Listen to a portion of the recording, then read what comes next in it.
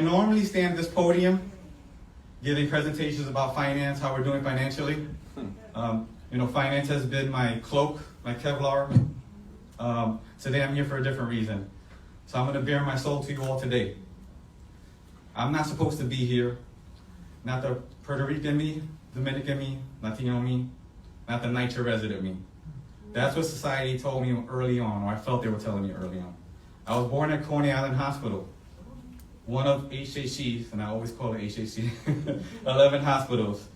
I was raised in a nearby housing project. You could say my career at HHC began at birth, literally. My dad had immigrated to New York and was a worker in a spice factory, and my mom at the time was a stay-at-home mother with the hardest job of all, trying to keep a young boy and daughter walking a straight and narrow path.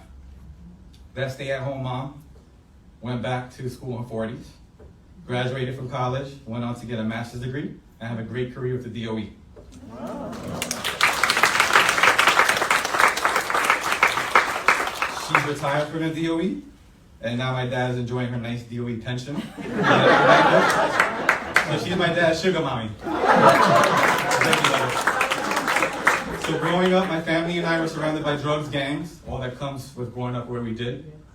The culture there told me I didn't belong. I went to school, I did my homework, I did well on exams. Despite all of those pressures, I graduated from high school and attended Hunter College, a poor man's Harvard. I chose Hunter College not because I could not get into private school, but because I didn't want to waste my parents' money, the government's money, only to find myself, right? Since I wasn't sure what I wanted to be. So you could say my career in finance started at that point, as even in that decision, I lived for value. So I graduated from Hunter College, a CUNY college, and I'm very proud of my CUNY education. You could consider it the H&H of education, underestimated, underappreciated, but offering amazing value and outcomes. After graduating from college, I began my H&H career at the place of my birth, Coney Island Hospital. I was a hospital care investigator. It was one of the most rewarding positions that I held. I got to directly help patients and their families enroll in insurance in our charity care program, which would help them access health care by making it more affordable to them. From then on, over the last 20 years, I worked my way through the ranks of this magnificent organization.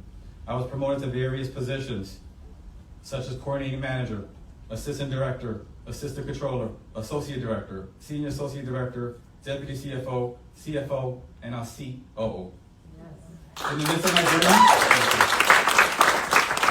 of my journey, I also managed to go back to school and obtain a master's degree in public administration. I mention all these titles and roles that I have held in this organization, not because I'm a narcissist, but to express my profound appreciation and gratitude for the upward mobility that I have experienced, and to the spiritual force, the friends and family, many of who are here today, who held my hand along the way. They gave me the strength to walk through the doors of opportunity and walk the path that brought me here. My journey so far has spanned 3 of our beloved hospitals and a multitude of positions. And I can tell you that I was in love with every one of my positions.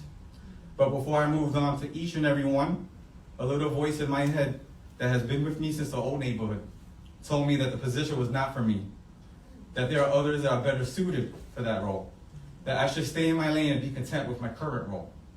At every step of the way, there were amazing people who nudged me through the doors of opportunity and growth, both professionally and personally, and despite my fears and self-doubt. I walked the path that a little voice told me I was not worthy of. As I stand here today, and I look at this audience, on this hour, in this minute, now more than ever, I realize I do belong here, and I am in fact supposed to be here. Thank you very much. So the additional part of this tradition dating back to 1973 is that each Sloan Public Service awardee gets a nice portrait of themselves.